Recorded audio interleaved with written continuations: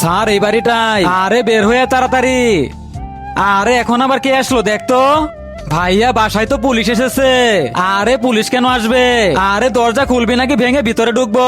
ভাইয়া তুমি পুলিশদেরকে বলবে আমি বাড়িতে নেই। আরে সাপ, এবে তোমার ভাই কোথায়? সাপ ভাই তো বাইরে খেলতে গেছে।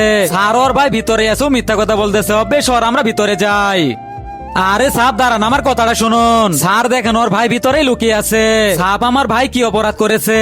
আরে তোর ভাই তো মার্ডার করেছে। আরে তুই কি বলিস? তাহলে শোন, এরপর যা হলো তা দেখার আগে এই বৃদ্ধ লোকটা এত কষ্ট করে মসজিদটাকে বানাচ্ছে, এর জন্য একটি লাইক করে চ্যানেলটি সাবস্ক্রাইব করে দাও। আরে আমার ঘরের সামনে এত রক্ত আসলো কিভাবে? যাই হোক, আমি এখন এই রক্তগুলাকে ধুয়ে ফেলে দেই।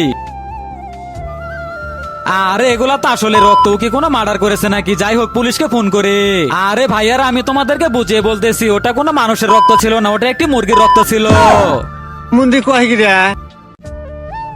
আরে আমার রুম ভাড়া কোথায়? মালিক আমাকে আর 2টা দিন সময় দিন। আরে তুই 2 মাস ধরে কোনো রুম ভাড়া দিস না। কালকে যদি আমার টাকা দিতে না পারিস তাহলে বাড়ি ছেড়ে চলে যাবি। আচ্ছা মালিক, কালকে পেয়ে যাবে। আচ্ছা ঠিক আছে। ভাইয়া তুমি এতগুলা টাকা কোথায় পাবা? বোন তুই কোনো চিন্তা করিস না, আমি এখনই কাজে যাব। মালিক আপনার কাজ শেষ, আমার হাজিরাটা দিন। কালকে নিস না মালিক, আজকে আমার টাকার দরকার। আচ্ছা ধর মালিক, ধন্যবাদ। আরে বোন দেখ আজকে আমি কতগুলা টাকা ইনকাম করেছি। আরে ভাইয়া তুমি এতগুলা টাকা কোথায় পেলে?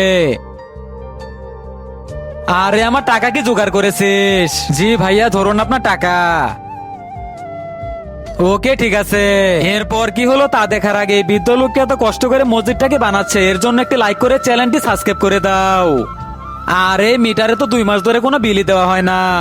আরে এখন আবার কে আসলো? আরে তুমি তো 2 মাস ধরে কোনো বিলই দাও না, এই মাসে যদি টাকা না দাও তাহলে কিন্তু তোমার লাইন কেটে দেবো। আচ্ছা ভাইয়া ঠিক আছে, এই মাসে আপনার বিল পেয়ে যাবেন। আচ্ছা ঠিক আছে, কথাটা যেন মনে থাকে।